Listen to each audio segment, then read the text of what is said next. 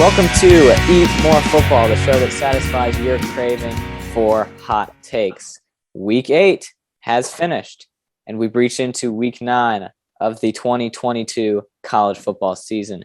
Some great matchups from this past week. But first, before we get into those, we will head right into This Week in Sports.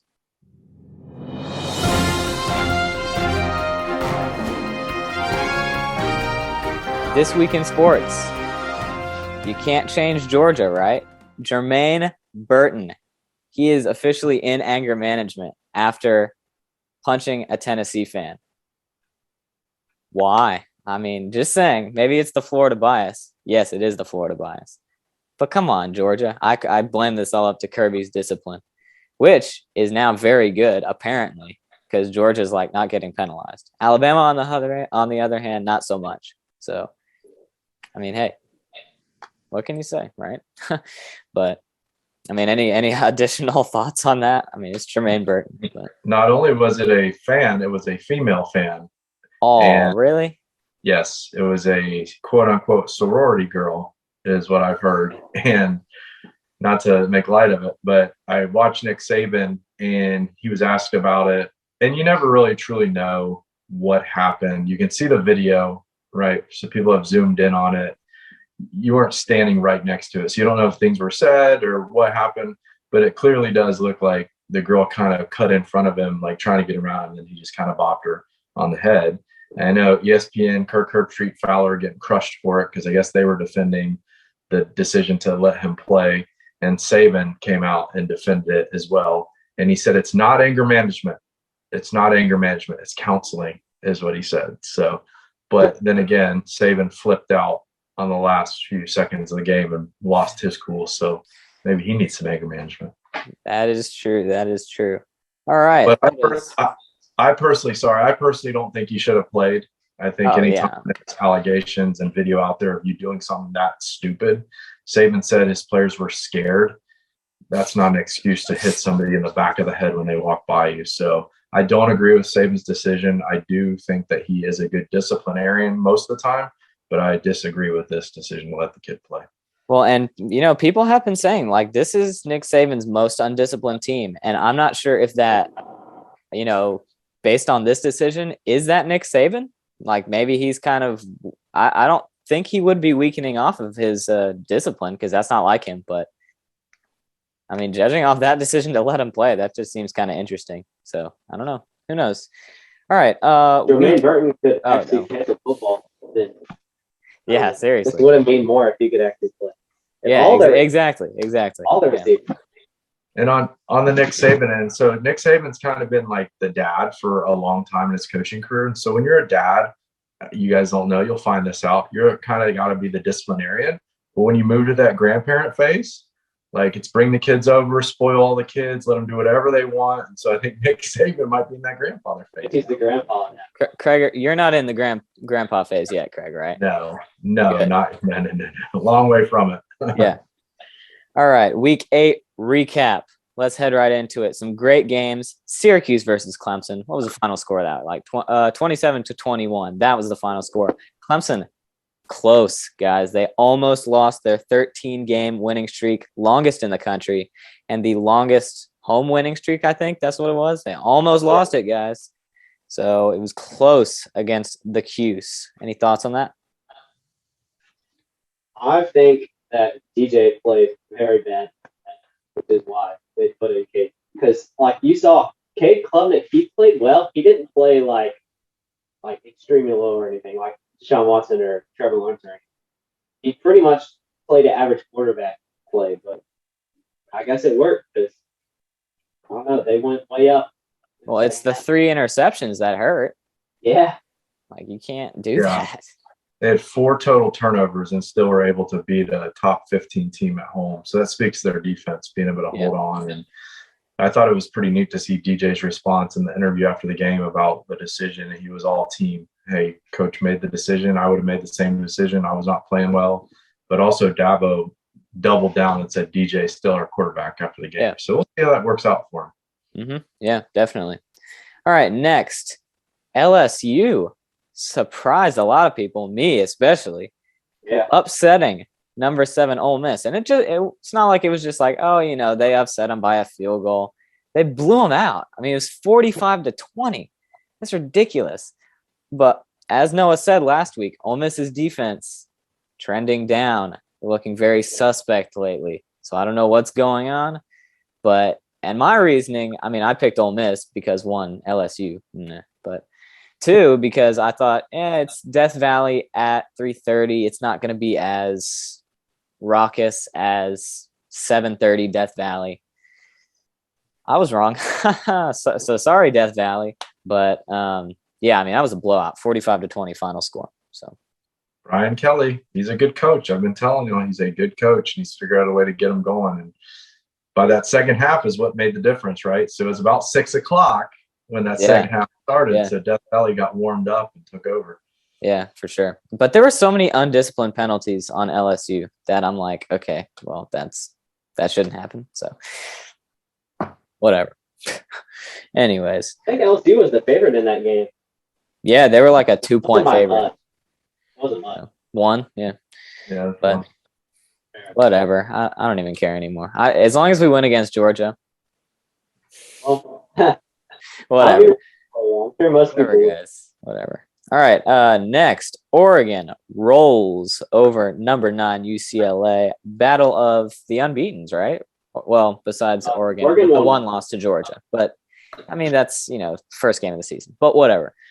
Bo Nix, 22 for 28, 5 touchdowns, 200+ yards, 5 touchdowns. Come on, guys. Is winner chicken dinner implications? Anybody? I don't know. We'll get there when we get there. But anyways, final score was 45-30. Oregon, where's the defense? Just saying. But so UCLA, where's the defense? Yeah, seriously. No defense at all in that game. So Oregon had 28 points in the second quarter. That's nuts. Just in the second quarter, they had. Wow. Yeah. Jeez, that's crazy. I think Bo Nix went. I think I saw a stat where he went 11 for 11 passing with 3 touchdowns in the second quarter. That's a nice right there. Great. I like that. Yeah, phenomenal. All right, moving on. Duke.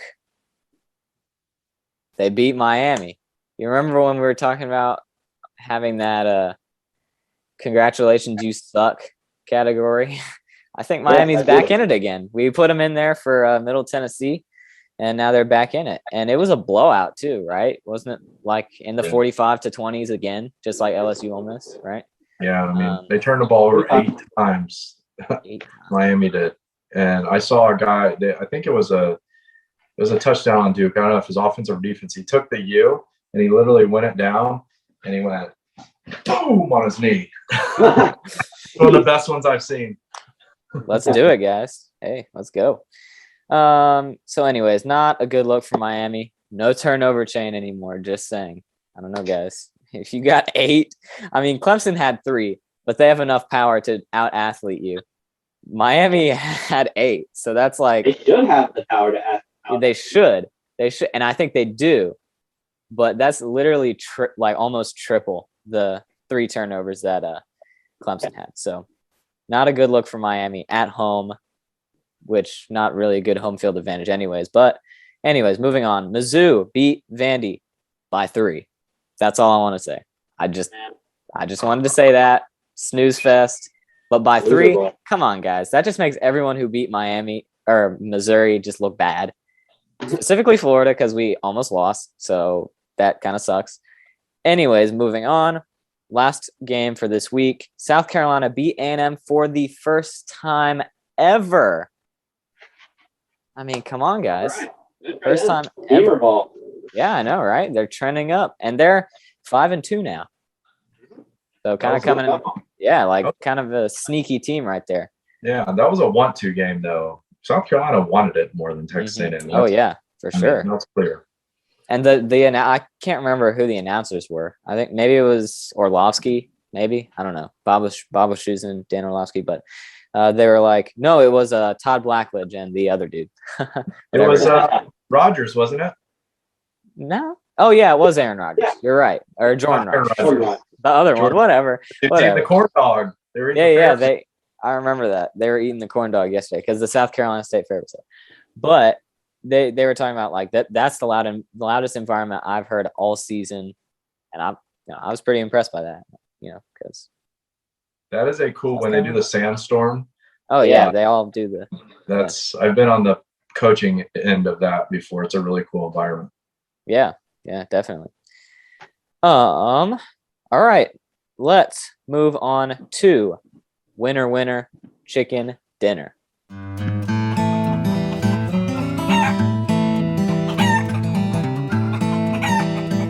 All right, my winner chicken dinner. No surprises here. I alluded to it earlier. Bo Nix. Let's read the stats one more time. 22 for 28, 200 plus yards. I think it was 228 or something like that. I don't know. No interceptions, 5 touchdowns. Ridiculous stats by Bo Nix. Definitely making a comeback after some subpar years at Auburn. His freshman year was phenomenal, but some subpar years in between there. So great comeback by Bo Nix. Who you guys got? That's it. He's a two-time winner chicken dinner on this show. So he's had like his career, he's kind of been up and down. He's gotten some hate on this show, and then he's got some winner chicken dinner. So good for Bo. Mine is going to be TCU Horned Frogs. 2 big comeback wins back to back. Man, down, I think it was 34-16 late in the game against Oklahoma State and came back. And then yesterday they were down 28-10 in the first half against Kansas State, and then reeled off 28 straight points to win 38-28. And I got to give it to Max Duggan, the quarterback. That guy is tough football player. He had a great game against Oklahoma State, and he had another one. He was 17 for 26, 280 yards and 3 touchdowns passing with no picks. And he ran the ball here and there just to get themselves out of trouble. Not many yards there, but TCU is tough. I've doubted them over and over again. Sonny Dykes has done a great job, and man, I think they will get knocked off somewhere, but you can't doubt them too much. They've been just making believers out of everybody. Yep, definitely. And then I'm going to go with Oklahoma State quarterback Spencer Sanders. He had a rough last week, but not this week. Definitely not. 34 of 57, 391 yards, 2 touchdowns. He had 1 interception, but still, that is a crazy stat. 57 attempts. Like, that is classic Big 12 football.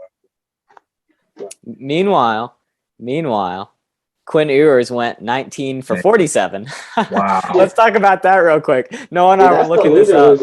Yeah, that's just such a loser right there. I mean, he's a great quarterback. He is a great quarterback. We've seen that time and time again. But that is just an awful day. I mean, come on. It was unbelievable. He was so bad. I mean, you wouldn't even believe it. All right, let us quickly move on to some Week 9 picks. Spooky. I wanted to point out, it's Halloween, guys. Spooky Halloween episode of Eat More Football. By the time this is released, it'll be Thursday, a couple days before Halloween. So, ooh, spooky, right? Got the Florida pumpkin. So I will put that right there, back on the. What's spooky? The pumpkin or the Gator logo? Yes. Right now, our defense is looking pretty spooky. If I do say so myself, I'm scared to watch every single game. This is spooky right here on my hat, and this is super spooky right there. These are costumes, scary costumes. Jeez. All right, let's quickly get these done so we can move on to top 20. Guest picker records. Shane, congrats, 5-1. I think that's the best record we've had since Maribeth. So Shane will be moving above her because we picked more games. So Shane takes the lead. Basketball man. Come on. Who could have thunk? All right, Week 9 picks. Florida versus Georgia. This should be an easy pick. Georgia comes in minus 22.5. Come on, guys. I mean, you know me. I'm going to pick Florida, even though Georgia is most likely going to win. Can't go against the Gators, so please help me. Yeah, I got to go with Georgia. I can't do it. I'll be rooting for Florida very hard, but I can't pick Florida. Yeah, Bulldogs going to take it. I do think it'll probably be a little closer than 22.5. At least I hope for Florida's sake. Yeah, I think we can cover, pending we play well. But it's just like you never know at this point for me. All right, Notre Dame versus number 13, Syracuse. By the way, Georgia is still the number 1 team in the country. Just wanted to point that out. So Notre Dame versus 13 Syracuse. Syracuse comes in -2 in New York at that weird basketball stadium that they play in. So, yeah. I got Syracuse.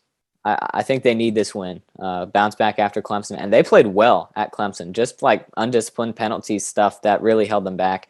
So I think they're going to come back strong. Possibly cover the spread. I can see, minus a touchdown. So anyways, let's go in order. So we'll do Craig and then Noah. But I got Syracuse. Yeah, I got Cuse in New York. That Carrier Dome's a tough place to play. Notre Dame is just kind of hit and miss every time. And I'm starting to believe in Syracuse. I was before the Clemson game, and even more so now they played Clemson so close. Yeah, I'm going with Syracuse. I think it'll be close just because, it was a hard-fought loss. They'll probably be down a little bit. Notre Dame's gotten a little better, but I don't know. They're just not very good on the offense side of the football. So, the orange. Yep. All right, number 9, Oklahoma State versus 22 Kansas State. Who knows? I don't know. I think Oklahoma State. I don't know. I think Kansas State really needs this one. It's at Kansas State. I'm not entirely sure on the stats on this one. It is at Kansas, 3:30 kickoff. Let me check what the spread is real quick. There is no spread. There is no spread released. Oklahoma State. Oklahoma Currently, State. there's no spread. Yeah, Oklahoma State should be favored to win. I don't know, man. Mike Gundy's defense just looks like garbage right now. I mean, they kind of let Texas run all over them. It was pretty bad to watch, so I turned it off. So I think I'm probably going to go Oklahoma State, pending to – oh, look, there's a cat. Pending you didn't hear that. With the cat pick? I didn't hear that. With the cat pick? Yeah. Kansas State Wildcat? I don't know. I'll probably pick Oklahoma State. Might change on the top 20. So I'll just go with Oklahoma State for now. Teach me how to Gundy. Gundy, again, please. I think a lot's going to depend on Kansas State's health at quarterback. I don't know what happened with Adrian Martinez, why he was out. You know what you are? A homer. A homer. Yeah, Mike Gundy Mike Gundy. homer. Yeah, since I have so many ties to Mike Gundy personally, that's Yeah.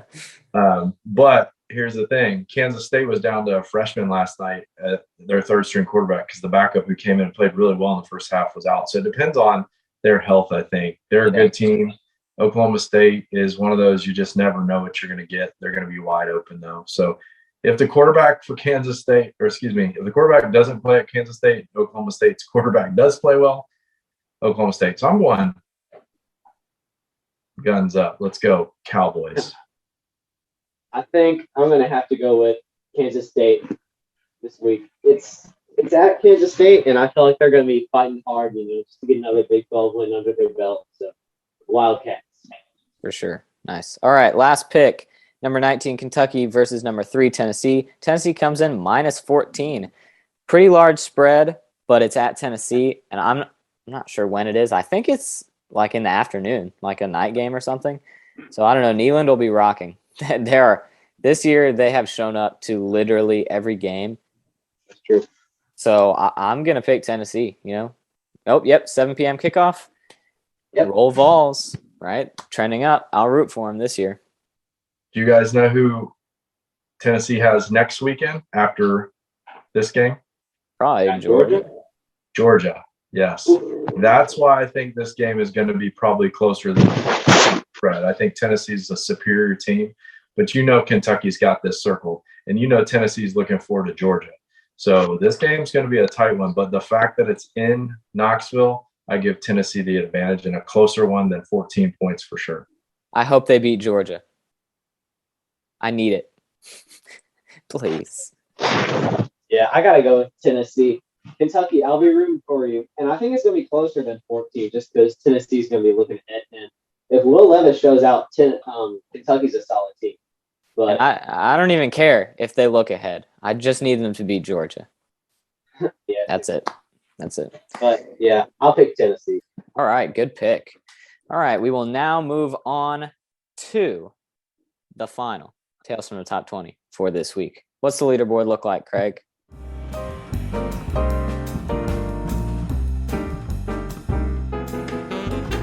All right, the leaderboard is changing quite a bit. Not so much at the top, but in that middle section of the leaderboard. So this week, our week winners were 17-3 on the week. We had Russell and Maribeth both at 17-3. And then we had a handful of people at 16-4 right behind them. John, CA, Delane, CB, Jake, Lindsay, and Lucy. So those were good picks for the week because the majority of the field was not as high as those marks. So our big mover for the week goes to Maribeth. She jumped 7 spots this week from number 22 to 15. Our Bulls Market category, again, Maribeth's in there. And then Lucy as well. She jumped up 3 spots. She was all the way in last place and jumped to 25th. So she's moving up the leaderboard. Our Bears Market, people that were descending a little bit, Matt and David both dropped 3 spots. Our people who should work for Vegas, Russell, no surprise, had a great week. He was 1-0 picking against the spread. So 1 upset, he was 1 for 1, 100%. And then Maribeth picked 5 upsets and got 3 of them right. So she was at 60%. So nice job there. And the shaken not stirred category, Matt and David both picked 8 upsets. And drum roll, they both went 1-7 in those 8 picks. So not great, right? Goodness All right, gracious. I forgot this category last week, but we had it again this week. The dog roof, roof, ate my homework, right? They didn't turn their assignment in on time or at all. John, Chuck, again, okay? And we had someone that did this last week as well, and I did not get a chance to call him out on the show, but it was Caleb. So both of those friends ended up at 10-10 for the week because that was the bottom mark for the pickers. And no, neither one of you guys were at 10-10 or myself last week. So that's a right. Yeah, wait. Go through our records for this week. We should do that on the show from now on. We go through all our records. So I was 14-6. TJ, you were 14-6, and Noah was 12-8. So I lost a spot. I dropped to number 8. TJ, you dropped a spot to number 10. And then Noah, you dropped to actually somehow 12-8, you jumped up 2 spots because there were some people that were worse than you that were above. So you went from number 17 to number 15. Now you're in the top 15. So yeah. Top 15 out of what, 27? 20, right? 28. 28, yeah. So the last 2 things, pick of the week. So we had 2 people that picked the pick that nobody else picked, 2 out of 28. And that was Boise State over Air Force. You got that big upset win. It was not a big spread. It was Air Force by 2, but still only 2 people believed it would happen and they got it right. So we had quite a few people pick Duke. I think you guys may have picked Duke. Is that correct? No, heck no. I think Noah picked Duke. Yeah. And that was a pretty good upset too. We had about 5 people that did that because that was a 10-point spread. Why would you pick Duke? I flipped the coin. Just flip the coin. Yeah, okay. It was honestly a coin flip game, but I was like, what do I have to lose? I'm already so bad in the That's what I said with fantasy today. I didn't have my phone. I just got a new phone, not sponsored. I won't even show it. But so I didn't even change my fantasy lineup. I gave up. I'm 1-5, guys. I'm so bad. So, anyways. Not sponsored like Apple would sponsor us. Well, you're not supposed to say the name. See, look, now we're going to get demonetized. All Just right. bleep it out. Bleep it out. So there was no change at the top. Our top 3 are still John, CA, Delane, and CB. All these letters, right? And then Jake and Russell are behind them 2 games back. And then you've got Tammy 3 games back. So it's tight at the top. It's tight from top to bottom, really. If you're within 10 games, you got a shot if you can start whittling away at those leaders. But those leaders have been tough. Yeah, nice. Wow. Well, I mean, hey, any given Saturday. We'll say it every week now. All right, guys. As I said, spooky Halloween show. All right. Look at what I got here. Here's my question to you guys. It's Halloween, right? Coming up. Dress up, whatever. Ooh. All right. If you could dress up as one coach in college football, who would you dress up like? Oh, I already have my answer. And it's not going to be Nick Saban, surprising. But it's got to be Bear Bryant with the iconic Houndstooth hat. Always looking disappointed after every game under the goalpost. Well, if you're going with Bear Bryant, I will go with the old ball coach, Stevie Spurrier, right there. All right. Classic, All right. iconic look. If I was gonna go for comedic effect, I might do like Mike Gundy, maybe Brian Kelly. That'd be kind of funny because then I could walk around school all day. I could go like this. I can do all that stuff all day. So I would have to be current day, probably Boss Hog, so I could say yes, sir. there we go, baby. I was gonna say we haven't said it all episode because they're Arkansas playing bad. Auburn. They're playing Auburn, Arkansas Auburn. We didn't pick it because we're not SEC homers, right? Well, I mean we are, but whatever. Anyways, I think let's do a quick pick on that. I think Arkansas will have a yes sir day next Saturday. Yeah. Auburn stinks. Auburn stinks. Anyways, I'm picking yeah. Auburn. yes. So, anyways, What about candy? Favorite Halloween candy? favorite Halloween candy? Oh, geez. Not candy corn, like Mike Leach went off about. I love candy. Yeah, I do too. If I could eat it, Reese's Pieces. I love those things. Oh yeah, because soy. They're good. No, because Peanut peanuts. Peanut M&Ms are my favorite. Ooh, good choice. Yeah. We used to, when we'd go on away games at Navy, they'd always give us candy on the plane, and they had the bags of peanut M&Ms. Yeah. Better than Crushed. regular. Yes, sir.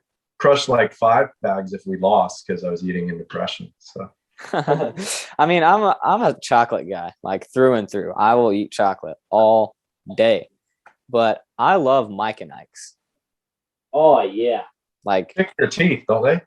no, not really. No. Yeah, orange slices, those are good too. Craig, I know you like some orange slices. Those were my go-to back as a kid. Now it'd be Kit Kat. I'd have to go with the Kit Kats. Although orange slices kind of send me into shock though. So because they're so sweet. I eat one, the aftertaste is like I always make my mouth tingle. I know, it's like I feel like this isn't supposed to be happening right now. So disorienting. I don't even know. So, anyways, all right, great show, guys. Speaking of, we're still recording. I guess this is gonna be on the show now. Bonus footage for trick or treat time. Yeah. Come on, guys. Halloween. Woo, as I already said. So spooky, scary day, right? Especially when Florida plays Georgia. Every day. Every year is spooky for me. So Put the women and children to bed for that game. Might get scary. yeah, I know, right? Seriously. Just like Quinn Ewers' performance this past week. So that was pretty scary. So, all right, guys, great episode. Make sure to we'll put the leaderboard down in the description below so you guys can check that out.